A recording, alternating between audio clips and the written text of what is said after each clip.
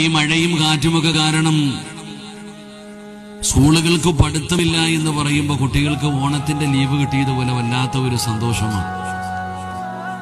ഇപ്പൊ ഒരു ലീവ് ദിനം കടന്നു വരുമ്പോൾ കളക്ടർ അല്ലെങ്കിൽ ഗവൺമെന്റ് ഓർഡർ ഇടുകയാണ്, മഴയായത് കാരണം ശക്തമായ കാറ്റും മഴയും ഉണ്ടാകാൻ സാധ്യതയുള്ള കാരണം സ്കൂളുകൾക്ക് ലീവാണെന്ന് പറയുമ്പോൾ ഇന്ന് ആ ദിവസം കുട്ടികളെയും വിളിച്ചുകൊണ്ട് എവിടെയെങ്കിലും കറങ്ങാൻ പോകാനോ നോക്കുക.